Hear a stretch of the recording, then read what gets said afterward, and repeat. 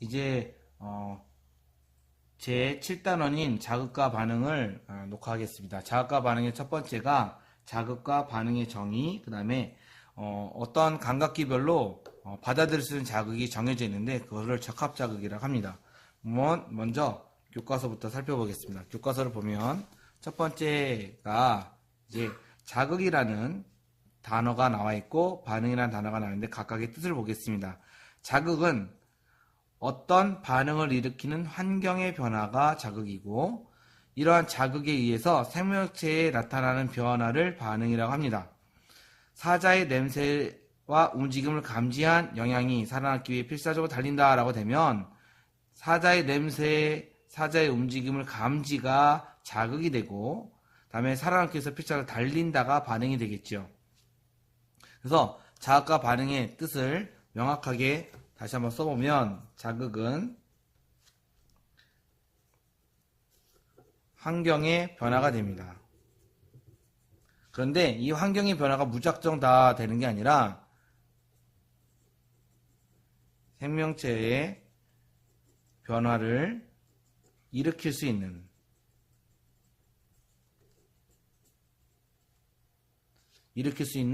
어떠한 것들이 환경의 변화가 되겠죠.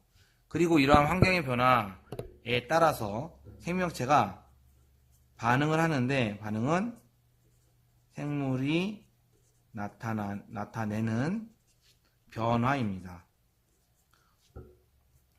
사자의 냄새는 사자의 움직임, 이 모두가 이제 자극이 되는데, 이 자극을 받아들이면 영양은 달린다가 되겠죠. 그래서 이것이 반응이 됩니다. 그래서 자극과 반응을 이렇게 딱 정리할 수 있다면 다른 상태를 한 번 더 공부해 볼 거예요. 바로 적합자극이라는 거예요. 우리가 자극을 받아들이는 기관이 감각기인데, 이 감각기가 총 몇 가지가 있을까요? 바로 5가지가 있어요. 감각을 받아들이는 곳이 5가지가 있는데, 먼저 시각 반응은 눈에서 받아들이고요. 다음에 소리와 같은, 소리는 청각이라고 하고 귀에서 받아들이고요. 다음에 냄새가 있죠. 후각이라고 하고 코에서 받아들이죠. 그 다음에 맛이 있죠. 맛은 미각이라고 하고 혀에서 받아들이고, 다음에 이제 촉각이라고 해서 만져지는 느낌, 뜨거운 거, 차가운 거라고 해서 이런 것은 피부를 통해서 받아들입니다.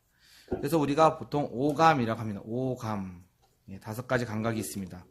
근데 재밌는 점은 시각, 청각, 후각, 미각,触각은 각각이 다 자기가 맡은 자극에 대해서만 반응을 한다는 거예요.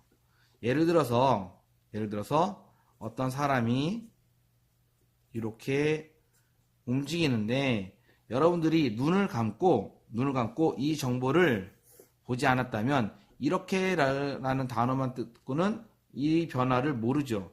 즉, 소리는 눈을 자극할 수가 없어요. 그 다음에 빛은 귀를 자극할 수가 없어요. 그래서 소리라는 자극에 적합한 것은 귀가 받아들이죠. 그래서 귀의 적합자극을 소리라고 하고 눈의 적합자극을 빛이라고 합니다. 이렇게 적합한 자극이 존재합니다. 그래서 우리는 이 적합자극의 짝을 잘 찾을 수 있어야 됩니다. 그렇다면 이러한 자극과 반응이 나타나는 그 전체가 무엇이냐? 바로 신경계가 되겠습니다. 네, 여기 보시면 감각기관과 운동기관을 연결하는 중개자가 있어야 되는데 이를 신경계라고 한다 라고 되어 있고, 신경계에 대해서는 나중에 또 설명이 되어 있습니다. 다른 방법으로.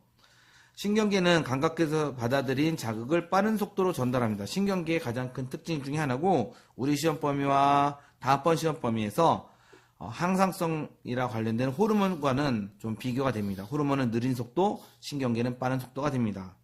그래서 운동기관에 전달하고 필수적인 역할을 합니다. 왜냐? 자극과 반응이 잘 일어나지 않으면 잡아먹힐 수가 있기 때문에, 혹은 생존에 위험한 일이 생길 수 있기 때문에 자극과 반응이 잘 돼야 됩니다. 그래서 감각기관, 운동기관, 신경계가 유기적으로 작용한다. 무슨 뜻이냐면 감각기관이 감각을 해서 신경계가 전달하고 판단하면 운동기관이 운동을 하여 여기에 대한 반응을 하기 때문에 유기적인 연결체계가 있다고 합니다. 그럼 이제 다음번에 감각기관, 눈부터 살펴보겠습니다.